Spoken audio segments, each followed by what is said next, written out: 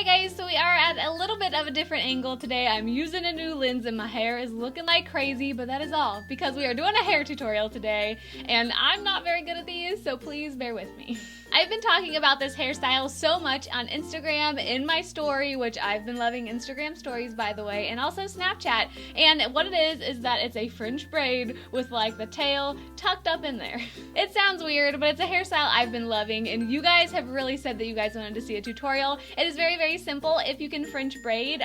So yeah, I was kind of like on the fence on whether I should do this or not, but you guys wanted it, so here we are. I've been wearing this hairstyle so much. It is great for second day hair or like today. This is freshly washed hair. I just blow dried it and that's about it. I just kind of brushed through it this morning and this is what I was left with. But I also have naturally curly hair and I wear this hairstyle a lot with that too, so I think it will work for everyone. If you have long enough hair, obviously, to like put it in a French braid. I love this though because I have fine, thin hair and I feel like French braids, at least for me, are very hard to wear on their own just because my hair is so thin. And I really think that this way, or like this way of doing it, makes it more flattering, at least on me. So I love this also because it keeps your hair out of your face all day, which I love. I guess that's a perk for people with fine, kind of lighter hair because, I mean, all I need for this is one hair tie, a few bobby pins, and it's literally out of my face and up all day. But I've also worn this to sand volleyball games and it stays up and I just throw a little headband on to keep some of my flyaways out of my face.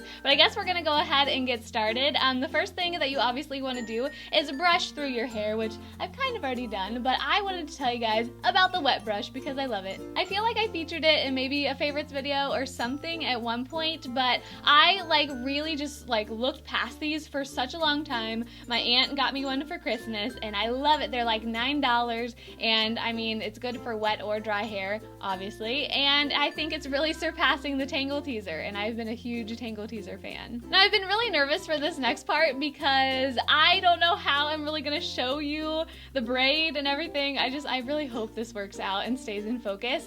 But all you're gonna do is you're gonna start and just French braid your hair straight down the back. There are a few tips to this though, and the first one is that we're gonna be using a Dutch braid. So I'm gonna start this and then hopefully turn around at some point, but when I do, my mic's here, so I don't know how you guys are gonna hear me. I probably will just speed through it or something. But a Dutch braid, I think, works best for this. I mean, you can obviously use a traditional one, but I think the Dutch braid makes it look a little more interesting. So I am just gonna throw all of my hair back and start right at the top here by taking just a very, very little section. It doesn't have to be perfect. I'm then gonna split it into 3 sections and start braiding. And this is gonna be real fun because I don't have a mirror. I'm using the viewfinder. So guys, if this turns out terrible, just know that it usually turns out a little bit better. So with the Dutch braid, this is actually how I braid naturally.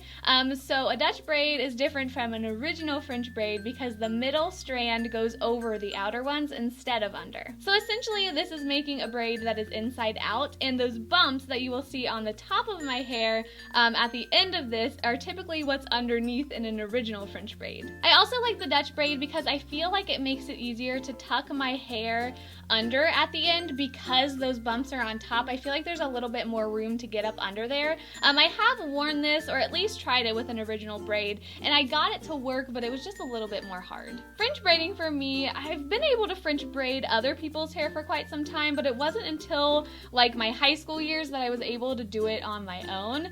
I don't know, I just really had a hard time with that, especially with how to hold the hair.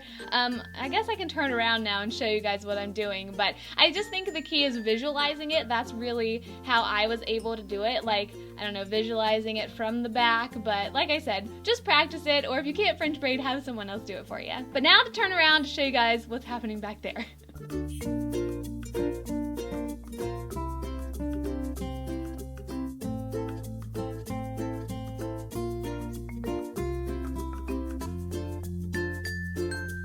And then I'm just gonna finish the braid. Alright, so now that I look crazy and I have this bump on my hair. Oh, that kind of fixed it. Well, maybe not. For the elastic, I really love using these little thin stretchy ones.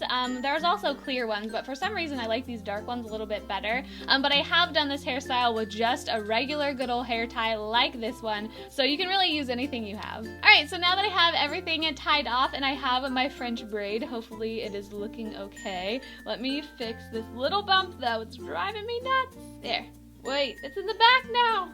Shoot. So at this point, this is what a typical French braid looks like on me, and I just don't like it. I don't like how thin it is, and I just really wish I had super thick hair that I could just put it back in a French braid and it could look beautiful. But I always think of like a rat tail when I look at this.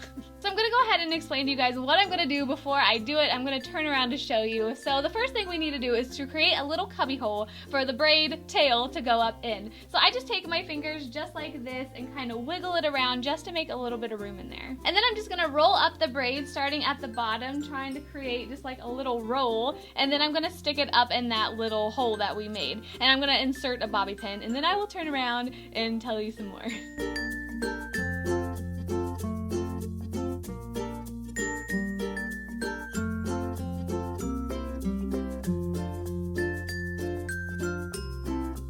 Okay, so this is the point where you just start adding bobby pins to really just, I don't know, perfect the look, I guess.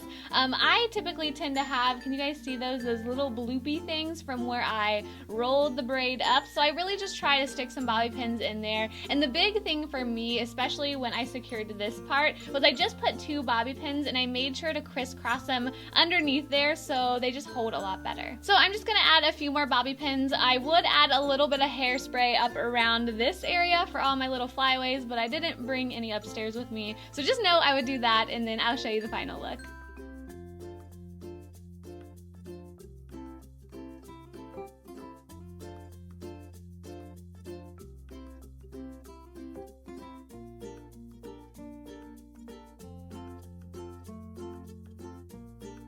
As you guys probably saw, I was applying or putting in a few bobby pins if the sides got too loose. Because I do have finer hair, I find that when I start loosening it and messing with it, some of those sides do fall a little bit, so I just make sure to pin them into place. That's pretty much it. I feel like this bottom part doesn't like poke out as much. Usually this part is like a little bit closer to my head, but I think that's the best that I can do for this one.